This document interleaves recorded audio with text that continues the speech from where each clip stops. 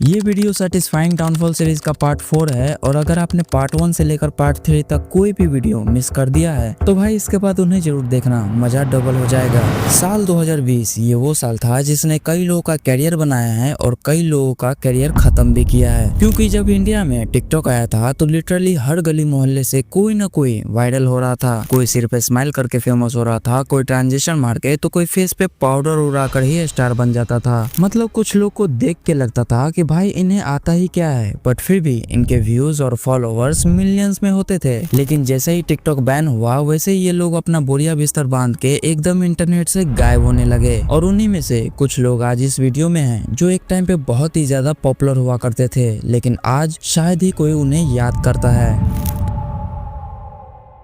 जिसमें से पहला नाम आता है रियाज अली का। और अगर आप 2018-19 के टाइम से इंटरनेट पे एक्टिव हो तो आपने इनको जरूर देखा होगा, चाहे आप इनको देखना चाहे या ना चाहे, लेकिन देखे ही होंगे, क्योंकि ये एक टाइम पर टिकटॉक के सबसे बड़े वायरल फेसेस में से एक थे। शॉर्ट वीडियोस, ट्रांजिशन, स्लोमो, मतलब इस टाइप का कंटेंट इनका था। लेकिन आज सीन बिल्कुल उल्टा हो चुका है। इनका डाउनफॉल इतना साइलेंट आया कि लोगों को पता भी नहीं चला कि रियाज इंटरनेट से कब गायब हो गए, क्योंकि 2020 में जब इंडिया ने टिकटॉक को बैन किया तो काफी क्रिएटर्स एकदम से वैनिश हो गए और रियाज उन्हीं लोगों में से एक था। और शायद आपको पता है या नहीं, लेकिन रियाज के टिकटॉक पे अप्रोक्स 42 मिलियन फॉलोअर्स थे, विच इज ह्यूज, जिससे एक स्टेडियम भर सकता है। पर जब प्लेटफॉर्म ही खत्म हो गया तो कितने भी मिलियंस हो फर्क नहीं पड़ता। फिर जब रियाज को समझ आया कि टिकटॉक अब वापस इंडिया में नहीं आने वाला तो उन्होंने तुरंत अपना प्लेटफॉर्म शिफ्ट कर लिया इंस्टाग्राम और यूट्यूब पर। इसलिए आज भी उनके इंस्टाग्राम पे लगभग 27 मिलियन फॉलोवर दिख जाते हैं, लेकिन सच बोलो तो ये नंबर सिर्फ नंबर्स ही रह गए हैं। वो क्रेज, वो पीक हाइप सब खत्म हो चुका है। अगर आपने नोटिस किया होगा तो रियाज अब इंटरनेट पर रेयरली ही दिखता है। हाँ, इंस्टाग्राम पर एक्टिव है, कभी कभी किसी शो या इवेंट में नजर आ जाता है, पर वो जो 2019 वाले रियाज था वो चैप्टर अब क्लोज हो चुका है। और आज का हाल ये है कि इनको शायद ही कोई याद करता है, सिवाय मेरे और शायद आप सब पुराने ऑडियंस के। बाकी ऑडियंस तो आगे बढ़ चुके हैं, क्योंकि भाई सबको पता चल गया है कि कहाँ पे अपना टाइम देना है और कहां पे नहीं देना।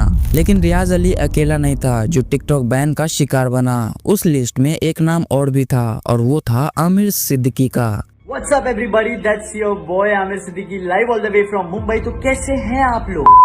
अब जिन लोगों को पता नहीं है कि आमिर सिद्दीकी कौन है उनके लिए बता दो कि ये वही बंदा है जिसका करियर कैरी मिनाटी ने ऑलमोस्ट खत्म कर दिया था। अब कैसे, इसको समझने के लिए आज से 5 साल पीछे चलना होगा। साल 2020 टिकटॉक बैन से कुछ दिन पहले पूरा internet YouTube versus TikTok controversy में जल रहा था। और आपको शायद पता है या नहीं, मगर ये कंट्रोवर्सी अभी तक यूट्यूब हिस्ट्री की सबसे बड़ी ऑनलाइन वॉर मानी जाती है। अब इस कंट्रोवर्सी की शुरुआत आमिर सिद्दीकी के एक स्टेटमेंट और एक वीडियो के जरिए हुआ था, जिसमें उन्होंने काफी क्वेश्चनेबल बातें बोल दिए और यूट्यूबर्स पर अननेसेसरी फिंगर भी पॉइंट कर दिए।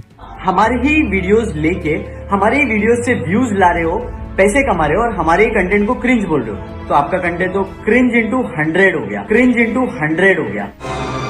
क्या ये क्या बक रहे हो? बस फिर क्या था, यूट्यूब कम्युनिटी एकदम भड़क उठी, जिसके बाद हर क्रिएटर्स का गुस्सा सिर्फ आमिर सिद्दीकी के ऊपर ही निकल रहा था। लेकिन इसी बीच कैरी मिनाटी का एंट्री होता है और जैसे ही यूट्यूब के सभी लोग सोच रहे थे कि अब कुछ बड़ा होने वाला है, एंड गेस व्हाट हुआ भी। कैरी ने आमिर सिद्दीकी को ओपनली रोस्ट किया और जिस दिन वो रोस्ट वीडियो आया उसी दिन आमिर का डाउनफॉल ऑलमोस्ट कंफर्म हो गया। Fashion show, #fashion week, #cool, #we hearted, #gentleman, #skirt. La la la la la la la la.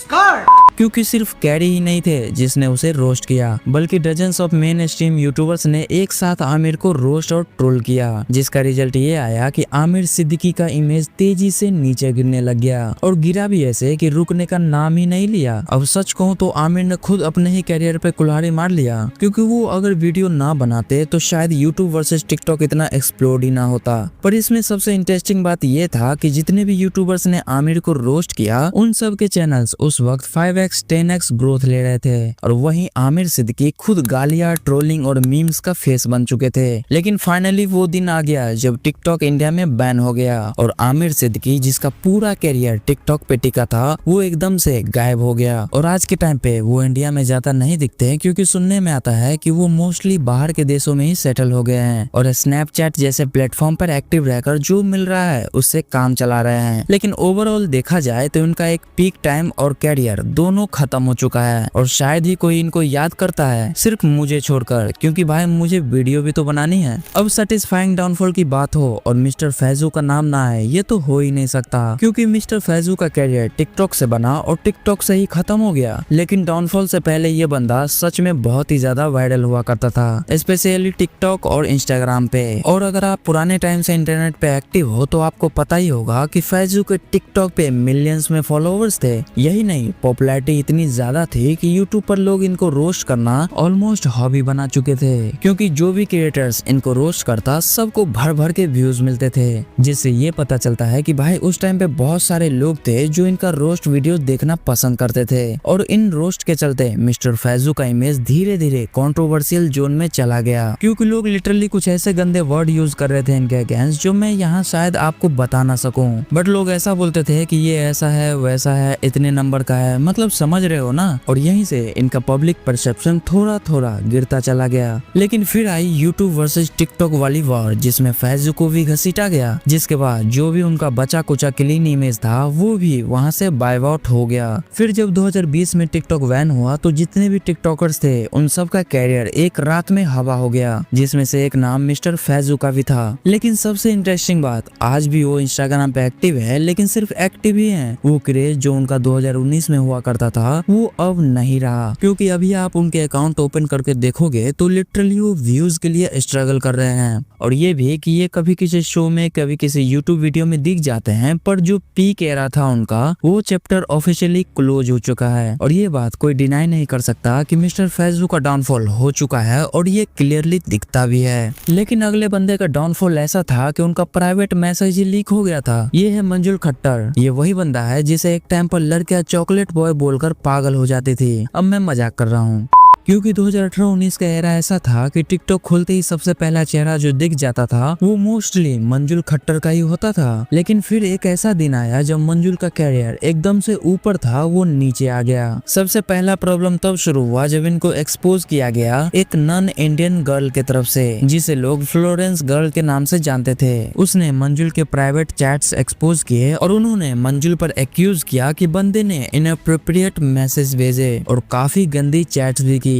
बस फिर क्या था, मंजुल एकदम गंदे तरीके से एक्सपोज हो गए। और सच तो ये है कि उनका इमेज तो पहले से ही शेकी था, पर इस एक्सपोज के बाद वो इमेज सीधा नीचे क्रैश हो गया। फिर 2019 में टिकटॉक बैन हुआ और जितने भी टिकटॉक स्टार थे वो प्लेटफॉर्म के साथ साथ गायब हो गए और मंजुल भी उसमें से एक थे। और सच बोलो तो उनके गायब होने की किसी को परवाह नहीं थी, वो इसलिए क्योंकि पब्लिक का इंटरेस्ट ऑलरेडी मर चुका था। लेकिन बाद में वो कुछ म्यूजिक वीडियोस में नजर आए और कोशिश की अपना कैरियर रिवाइव करने की। पर एक बार जब इंटरनेट पे आप क्रिंज हरकतें करने लगते हो तो कमबैक करना ऑलमोस्ट इम्पॉसिबल हो जाता है। लेकिन आज एक बात क्लियर है, अगर टिकटॉक इंडिया में होता तो शायद मंजुल का कैरियर स्टेबल होता। लेकिन जब प्लेटफॉर्म ही नहीं रहा तो क्रिएटर का रेलेवेंस भी साथ में चला गया। ओवरऑल बात ये है कि इनका डाउनफॉल हो चुका है और शायद ये कभी कमबैक कर ही ना पाए। लेकिन इस पूरी डाउनफॉल लिस्ट में एक ऐसी टिकटॉकर भी थी जिसको लोग भगवान सीता के रोल तक से जोड़ने लगे थे। ऑफ कोर्स मैं बात कर रहा हूँ अंजलि अरोरा की, जिसको आपने कच्चा बादाम पर डांस करते हुए 100% देखा होगा।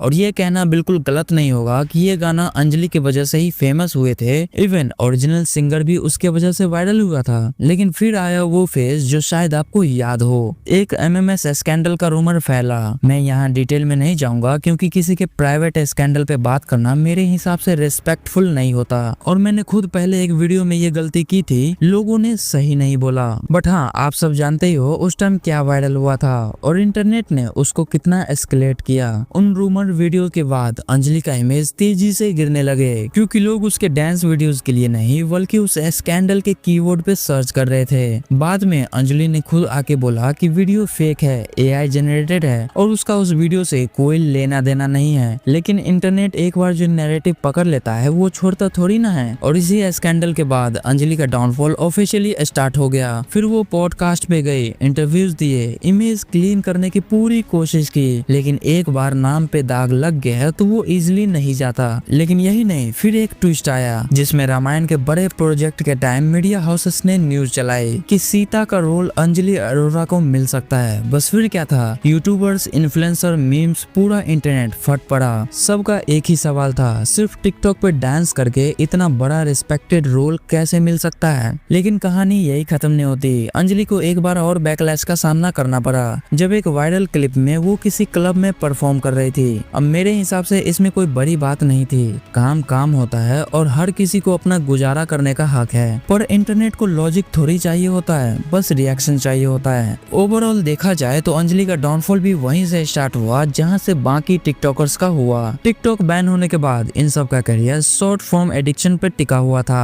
15 से 20 सेकंड का कंटेंट जिसमें बस फेस, डांस और ट्रेंड होता था। जब टिकटॉक था सब चल रहा था, लेकिन जब टिकटॉक गया वो पूरा सिस्टम ही गिरा गया। और आपको तो पता ही है बाकी प्लेटफॉर्म पर वही फार्मूला नहीं चलता। ऑडियंस वहाँ कंसिस्टेंसी, डेप्थ और पर्सनैलिटी चाहती है। और यही रीजन है कि चाहे रियाज हो, आमिर हो, फैजू हो, मंजुल हो या अंजलि अरोरा हो, सबका डाउनफॉल इनएविटेबल था क्योंकि टिकटॉक उसका बेस था, जिसकी वजह से जब वो प्लेटफॉर्म डूबा तो सबको साथ लेकर डूबा। तो ये था the most satisfying downfall series का पार्ट 4। और अगर आपने इस सीरीज का पार्ट 1, पार्ट 2 या पार्ट 3 मिस कर दिया है तो टेंशन मत लो, यहीं पे क्लिक करके उसे देख सकते हो। वहाँ मिलेंगे और भी शॉकिंग स्टोरीज और उन क्रिएटर्स के डाउनफॉल जिनके बारे में आपने शायद कभी सोचा भी नहीं होगा। मैं आपको उसी वीडियो में मिलूंगा, तब तक के लिए बाय बाय।